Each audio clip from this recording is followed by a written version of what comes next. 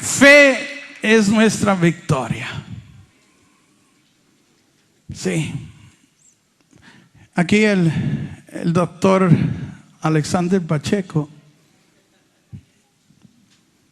que está hoy aquí animándoles, pidiéndole palmas a cada rato, bendito sea Dios. Él y su esposa no podían tener hijos, pero él se llenó de fe y creyó en Dios, y ya Dios le ha dado 3 niñas, bendito sea Dios. Amén. Ya tiene victorias, la fe alcanzó victoria. A veces nos toca, ¿verdad?, salir de donde estamos, y a veces nos cuesta humillarnos, pero a veces tenemos que humillarnos para poder alcanzar la gloria de Dios, como Naamán. Naamán, un gran general, y había contraído la lepra, y fue donde su rey para que fuera, le enviara una carta a un profeta para que lo atendiera, porque había escuchado que el pueblo de Israel tenía un profeta que lo podía ayudar por una sirviente que tenía. Y él fue y le llevaba regalos y oro y una carta de parte del rey intercediendo por él. Y cuando el profeta supo que venía de camino, mandó su criado, como el mismo criado que estaba hoy en la obra, y le dijo: ve y dile a Naamán, a este gran general, que vaya al río Jordán y ahí se sumerja 7 veces. Y el río Jordán es un río bien sucio, y ni lo quiso atender, mandó a un criado. Y cuando vio el criado, y el criado le habló y le dijo que tenía que hacer esto, primero él se indignó, dijo: no, ¿cómo es eso? Molesto porque no lo vinieron a recibir personalmente, porque enviaron a otra persona a hablarle.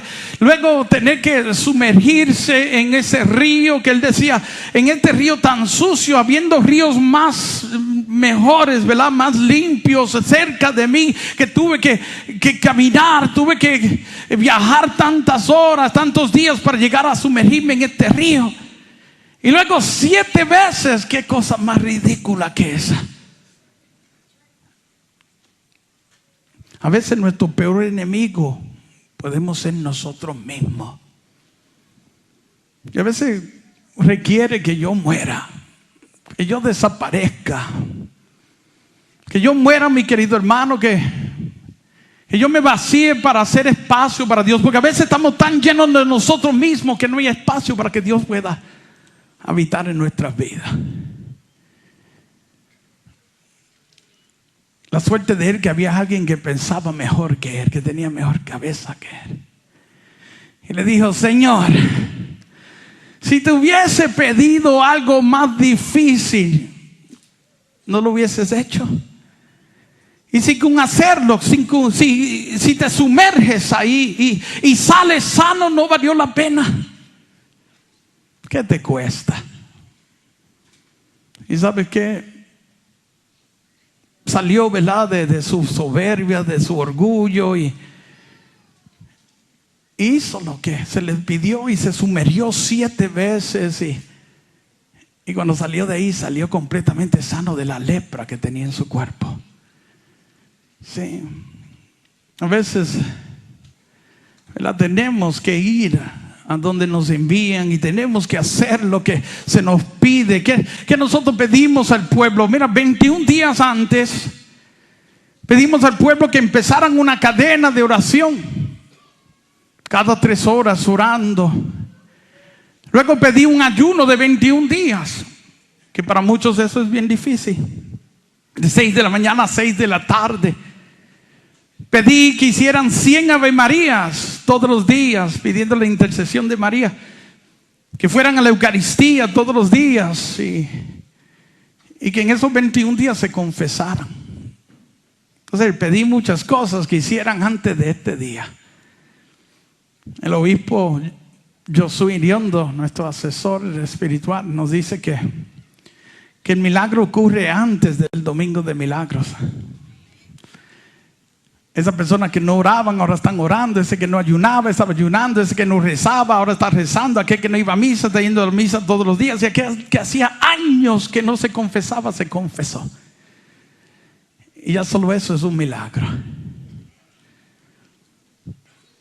Pero a veces tenemos que hacer esto, como pedirle a este hombre que se sumergiera 7 veces en este río, en este lugar específico. Y a veces tenemos que hacer todas estas cosas, mi querido hermano, para que podamos atraer la atención de Dios hacia nosotros, para que Dios se fije en nosotros, para que Dios nos mire a nosotros, para que Dios busque discernimiento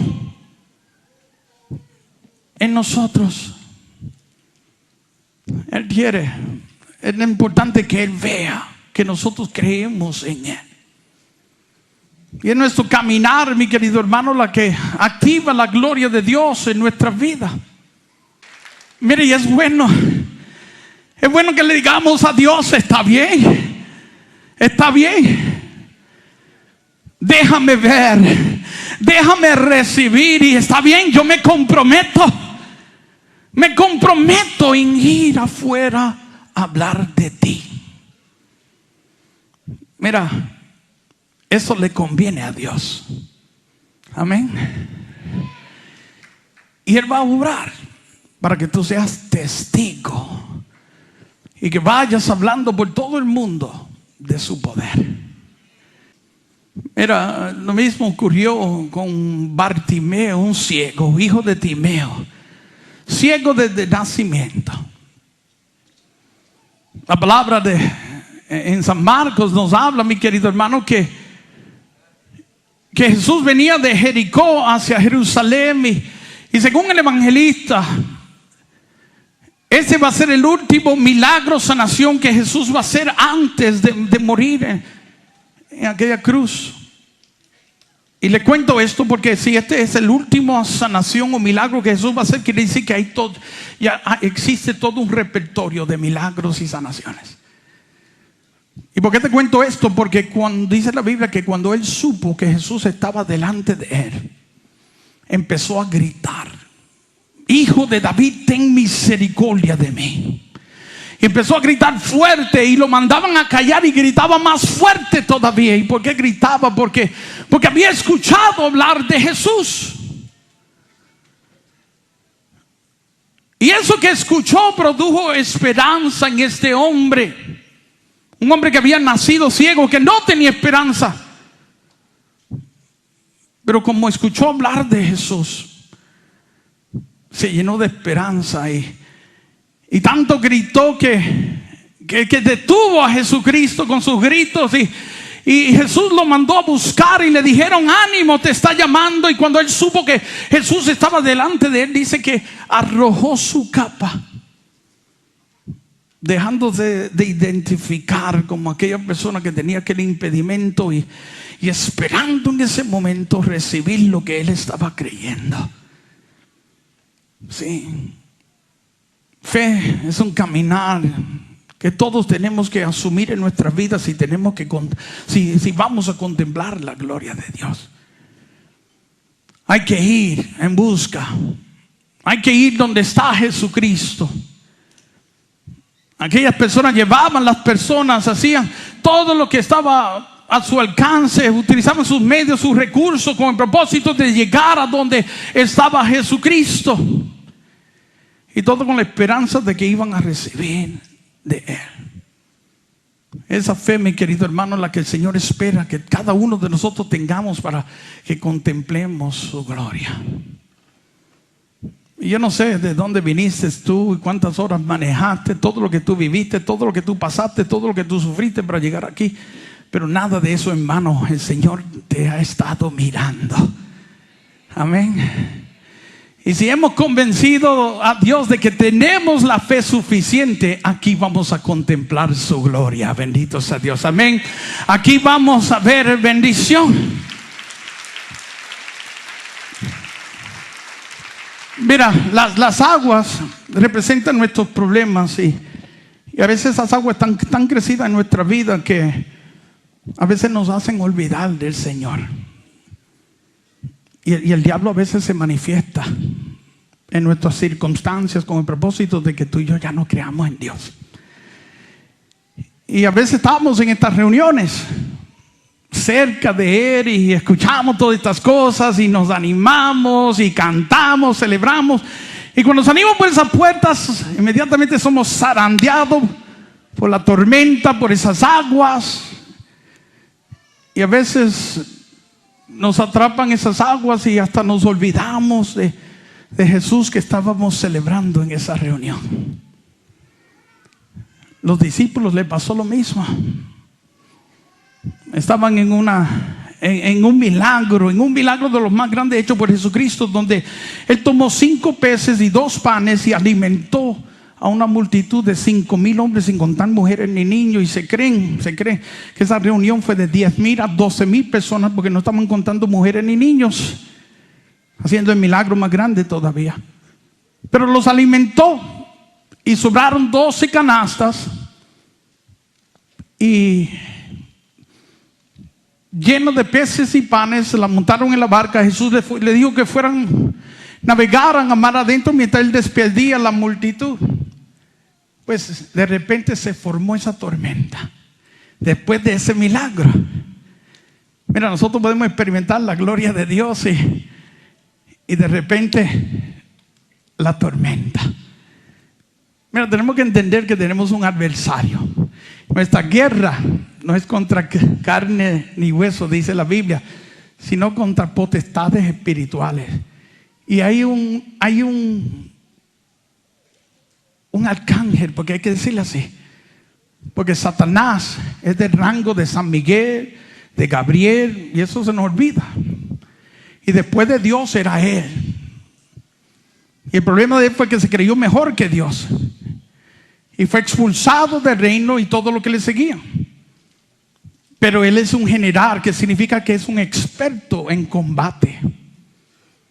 Y nosotros vamos a experimentar ataque del enemigo, una guerra espiritual todos los días. Y esa guerra viene con el propósito de que tú y yo desmayemos, de que tú y yo quitemos nuestra mirada de Dios, de que tú y yo perdamos confianza en el Señor, de que tú y yo abandonemos lo que estamos creyendo, porque hay una verdad que Él sabe que nosotros ignoramos, que todo depende de lo que tú y yo estamos creyendo.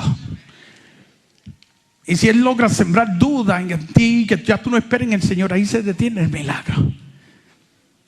Entonces tú y yo vamos a experimentar y las aguas van a crecer y la corriente va a ser difícil, haciendo difícil nuestro navegar hacia el otro lado, nuestro remar hacia el otro lado.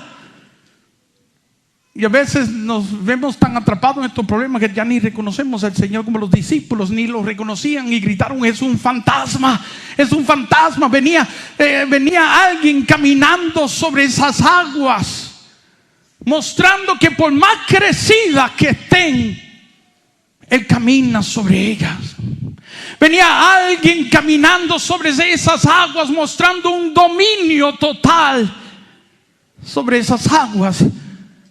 Lo que te quiero decir con esto, mi querido hermano, es que aunque ese problema sea grande, aunque ese cáncer sea grande, aunque esa situación sea grande, aunque mi querido hermano esté pasando por la tormenta más grande, nuestro Dios Jesús camina sobre esa circunstancia, tiene dominio sobre esa circunstancia.